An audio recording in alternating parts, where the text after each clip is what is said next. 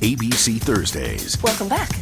Grey's Anatomy is all new. Why didn't you tell me you were pregnant? The drama going down Bungee jumping from the bridge as cord snapped. We need all hands on deck. is unbelievable. You think you're God's gift to this hospital? You're just another doctor. My relationship with Catherine is complicated. I'm gonna sue you. Your lawyers know where to find me. You're unbelievable. Grey's Anatomy. All new Thursdays, 10/9 Central on ABC and stream on Hulu. November is getting close, and that means that the election is right around the corner. For quality coverage of all aspects of the election and expert analysis on top stories from around the world, there's no better place than the DSR Network. Members of the DSR Network get exclusive access to members-only segments of our podcasts, an ad-free listening experience, and access to our Slack and Discord communities where you can connect with fellow members and us. For the month of September, use code SNARK for 30% off your subscription at thedsrnetwork.com/buy. That's code SNARK at thedsrnetwork.com/buy. Now please enjoy the show.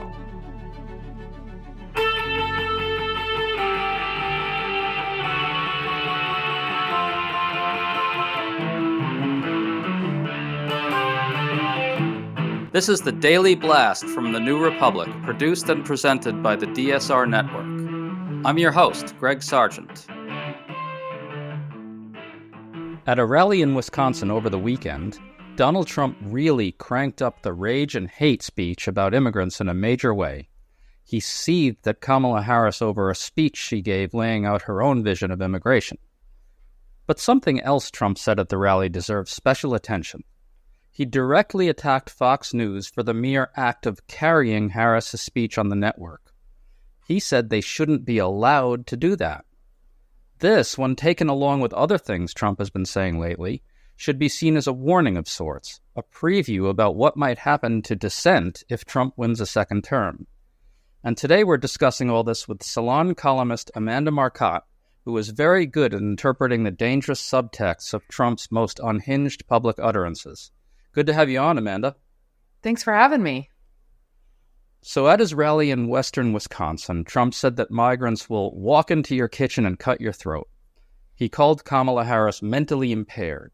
He said migrants will transform every American town into a third world hellhole. I think this is a way of getting the MAGA masses excited about the bloody mass deportations and detention camps to come if he's elected. You wrote recently in your newsletter that Trump's language is getting more violent to create permission to persecute enemies within. Is this more of the same? Yeah, I mean, it's getting to the point of Fantasyland, right? Like, and I think we saw that going on with the cat and dog eating accusations. It's kind of convincing people to sort of live in a mental space that's sort of outside of their normal reality. And I think, you know, you see in history that this has been very effective at getting people to think about committing violence and doing acts of violence that are outside of what they would normally be willing to put up with. And you know, it's going to cause hate crimes. There's no doubt about it. But it's also about accepting any kind of violence that's coming. It's putting people in this space of the like unimaginable and kind of keeping them there. Right. It's telling people, I think, in a sense that, look, you can just invent a whole alternate world where all this is okay, meaning the violence toward migrants.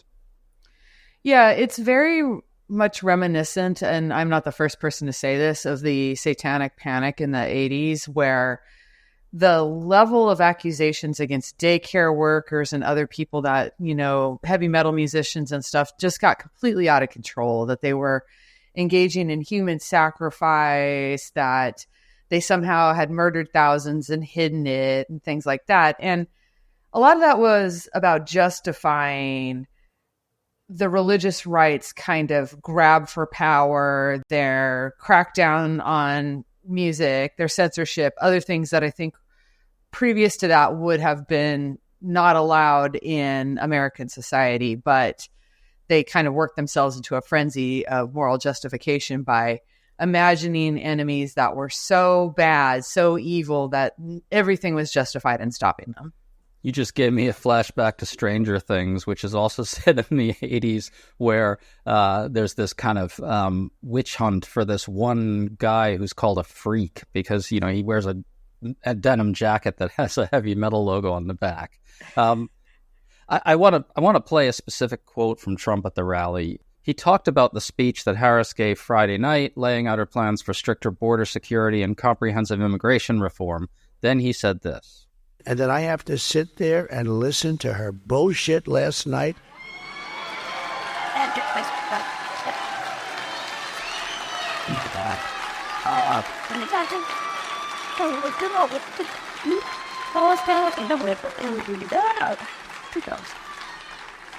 And who puts it on? Fox News. And they shouldn't be allowed to put it on. It's all lies. It's all lies. Everything she said is a lie. Amanda, this is really unhinged. Trump just said Fox News shouldn't be allowed to air the opposition's criticism of him. You have to take that along with his recent threat to prosecute Google, if elected, for no reason other than it carried stories that criticize him. Amanda, does this also fit into your frame in that it creates a permission structure for persecution of the media for criticizing him later? Oh, absolutely. I think that Trump has long held the opinion that one of the most important benefits of power is silencing people who criticize you. And he's getting louder and louder about it and more obnoxious about the double standard that he holds, which is if you say things I like, then that's free speech. And if you say things I don't like, then that's should be criminal, right? And trying to like hold him to any kind of legal or morally consistent standard is ridiculous because his only standard is if I like it, it's good and legal. If I don't like it, it should be criminal. The scary thing here is that sort of narcissism is spreading out across the supporters. Elon Musk, you know, is a good example. He's somebody who calls himself a free speech warrior because he lets Nazis run rampant on Twitter. And he published the quote unquote Twitter files, which were all these like interior communications at Twitter under the guise of free speech. But then what happened was a journalist got his hands on a dossier that the Trump campaign had made up about J.D. Vance that was supposed to be private, published it, put it on Twitter, and Elon Musk censored that. The only consistent standard here is if it's for Trump, he's for it. And if it's against Trump, he will censor it. And he doesn't even try to be consistent anymore. I want to pick up on that because I think it's crucial for people to understand that the explicit declaration of a double standard is the thing here. That is the thing that Trump is promising.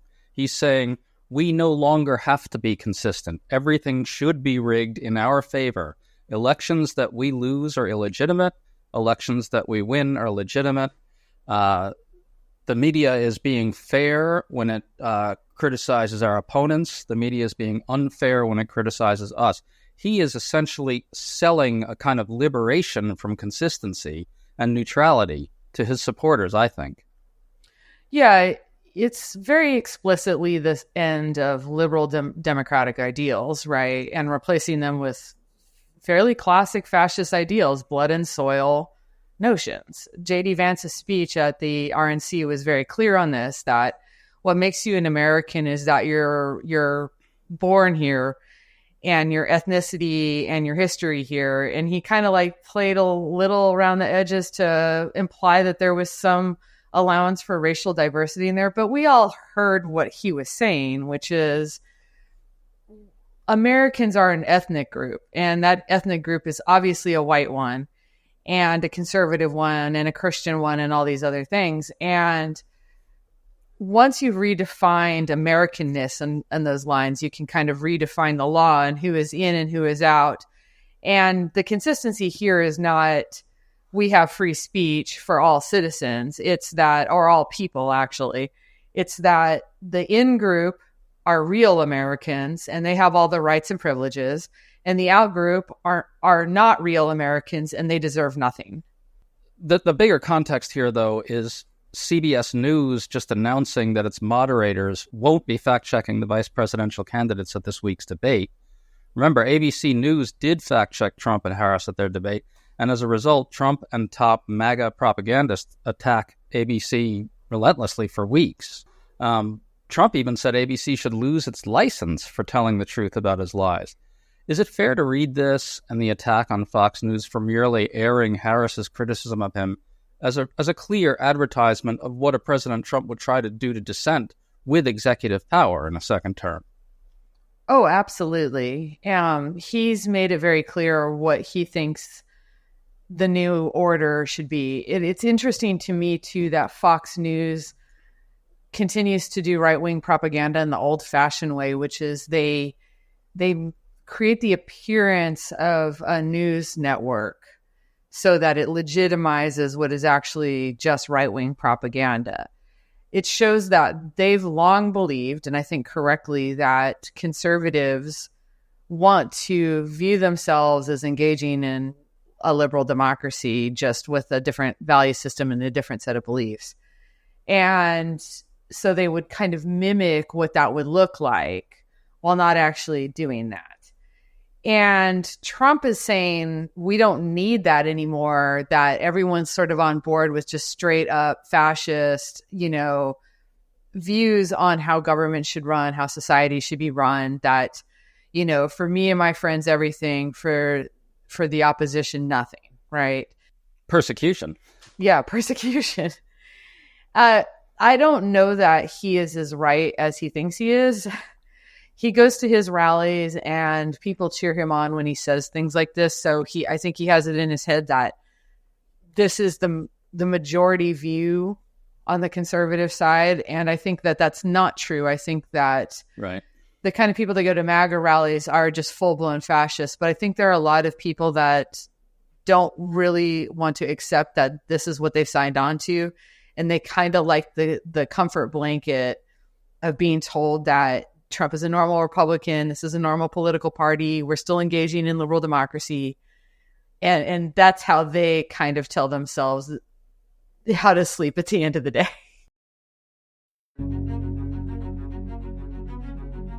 Clean water, fresh air, our health, electricity. We tend to take for granted the things that matter most, like the separation of church and state. For more than 75 years, Americans United has been on the front lines defending your freedom to live and believe as you choose, so long as you don't harm others. But that right is not a given. Every day it seems like Christian nationalists are hatching new plots to force us all to live by their narrow beliefs. Backed by $1 billion shadow network, this vocal minority is pushing their anti-democratic agenda everywhere. But here's the thing, you can make a difference. Join Americans United for Separation of Church and State and our growing movement, because church-state separation protects everyone. Learn more and get involved at au.org/TNR.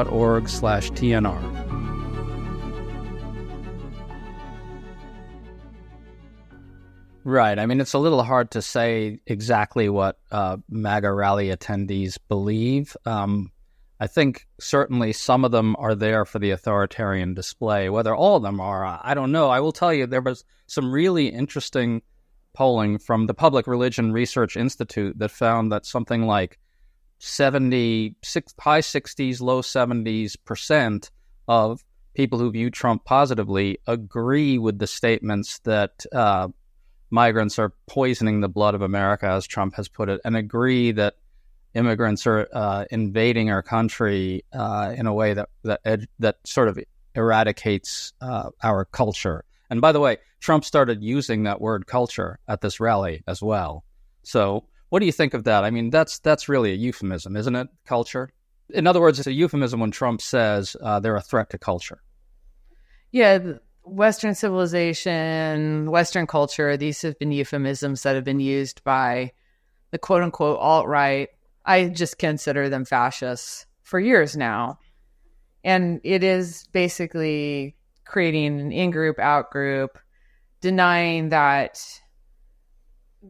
lot of things that are just objectively true, one of which is that immigrant communities do assimilate into American culture and they change it. And that what we consider American culture is the result of waves and waves and waves of immigration changing our culture.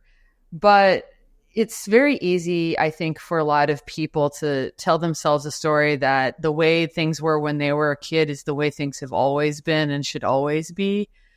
When I was at the RNC, my videographer and I went around asking people when they thought America was great again. And what we found was really fascinating was no matter how old they were or young, they would say that America's greatness like peaked when they were like around 15 years old. Like, it was fascinating. If they were a boomer, it was like in the early 60s. If they were my age, it was in the 90s. And it just tells you that it's this like delusion that it's a very narcissistic delusion that the culture that you came of age in is the real American culture. And Trump is an addle-brained old man, but he still has an ability to plug into that. And what's really scary is he came of age, obviously, in the 50s. So that's the great America he wants. I think that's absolutely clear.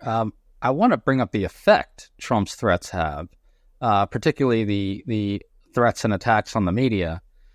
In terms of CBS's announcement that they won't be fact-checking the vice presidential debate, the Associated Press explicitly wrote that the network, quote, wants to take a step back from the heat generated by calling attention to candidates' falsehoods. I mean, that formulation drove me nuts because what the AP won't say directly is that CBS is afraid of the fallout of fact-checking Trump and Vance in particular. They're not afraid of the fallout of fact-checking both candidates, both sides, because Democrats and the Harris campaign simply don't attack the media and threaten it for telling the truth, whereas Trump and MAGA do. It's so frustrating because it should be part of being a journalist. Like, journalists often pride themselves on being able to take criticism, being able to take heat. But apparently it only is something to be proud of if you're getting it from the left and you withstand it. Right. Like, folding to the right is ridiculous. What's doubly frustrating about this to me is there's many other reasons that you could say that might have to be the way things are. Like, Vance is a better liar in many ways than Donald Trump. So fact-checking him could be a much more difficult proposition during a debate. I think he's going to say untrue things, but he's going to say them in this way that creates plausible deniability, like very legalistic. And I could see don't even bother. It's just going to turn into a nightmare. The other thing is Vance is like aching to be attacked by a reporter so he can whine and flip out and say, this is what the media always does, blah, blah, blah. He wants to make the debate against the moderator so he doesn't have to debate Walz. I think these are all good reasons to be cautious about fact-checking him in real time. But it's very frustrating that the actual reason is that they don't want people to yell at them on Twitter. I mean, it's worse than that, right? They don't want a President Trump to threaten to take away their license and make it so that they are not allowed to say these things. Well, and that's so dumb, too, because there's nothing that they can do that's going to make him not go after them if he thinks he has the power to do so, because the entire point of this is squelching anything that he considers opposition, and that's any factual reporting. So either they give up entirely on doing journalism, or they're going to be feeling the heat if Trump is president again. Let's talk a little bit about sane washing, which is how the media soft pedals Trump's dangerous authoritarian threats. As press critic Mark Jacob pointed out, one news outlet, I think Bloomberg, had a tweet saying Trump sharpened his criticism of Harris during this rally. This is how Bloomberg describes Trump's wildly unhinged claims about migrants slitting people's throats and turning every American town into third world hellholes, and describing Harris as mentally impaired. Where does this leave us? I mean, I think we actually made some progress by pushing the New York Times to actually render the reality of Trump's quotes and public utterances and to stop sane-washing them, as the saying goes. But then there's just this constant backsliding that happens. You know, a quick blow-up happens over one particularly absurd act of sane-washing. Media figures seem to recalibrate a bit. They do a few pieces that do sort of show the reality of Trump's, profound mental unfitness for the presidency. But then we backslide. What do we do about that? I mean, I guess we have to keep the heat up because that's inexcusable. And it's inexcusable insofar, just from a writing perspective. I think there's a tendency to sort of want to make sense out of what you've seen, but you can do that very easily without misleading people. You can say, Trump told a bunch of lies, falsely accusing migrants of being murderers. And he then told some more lies, falsely accusing Kamala Harris of being mentally impaired. Simple, easy. And you don't have to get into what I would write as an opinion writer, which is Trump is clearly engaging in just off the charts psychological projection. You know, every finger he points out needs to be pointed at himself. Like, the only person in this equation that's like that has unleashed violence against the United States is Donald Trump. The only person who's clearly feeling a way about his own mental impairment is Donald Trump. Like, they don't have to do that. That's engaging in analysis and opinion about him. They could just say he lied. End of story. I mean, I'd like to see a whole series of news analyses pieces doing precisely what they did when Biden was pronounced mentally unfit for the presidency due to age and that sort of thing. News analysis pieces which treat Trump's mental unfitness for this job as the story. Yeah, there was a series of articles all across the media where they would speak to medical professionals who would say that Biden was showing symptoms of Parkinson's and other things like that, which, you know, I didn't think was unfair because he was. And, you know, the thing is, Trump is also showing symptoms of some kind of decline, related to his age. If anybody's ever been around a mean old person who is going into dementia or Alzheimer's or something like that, they recognize this behavior, which is just increasingly their inhibitions are collapsing and they're just becoming just meaner and nastier and more unhinged. And he's just sort of, the difference is that when somebody was a nice person and they start to fall off the cliff a little, they don't become meaner. But if you were already a mean person and Trump was always a mean person, it just gets worse. Yeah, and you don't even have to get into the clinical aspects of this. I mean, following the model that was used on Biden, and by the way, I think that was legitimate to cover Biden's fitness for the presidency aggressively. That was fine. But following that model, you would just look at Trump's pathological lying, his constant verbal abuse, his tendency to just sort of attack in the most vile and vicious and deranged ways possible. You could isolate those qualities and then ask the same question that was asked about Biden. Does this person belong in the presidency with these traits? Yeah, and they're getting worse. They're objectively getting worse. He's disinhibited for whatever reason, and it's terrifying. Either he's feeling his power, he's got some kind of age-related decline, any combination of the two. His stress from all of his criminal trials, all of this is probably weighing on him, but he is already acting like a deranged fascist leader at the sort of end of their kind of tenure, but he's unfortunately still like gunning for power and has a very good chance of getting it. Well, let's hope that it actually is the end of his tenure and that the sun is about to set on MAGA for good. Amanda Marcotte, thanks so much for coming on with us. Thanks for having me.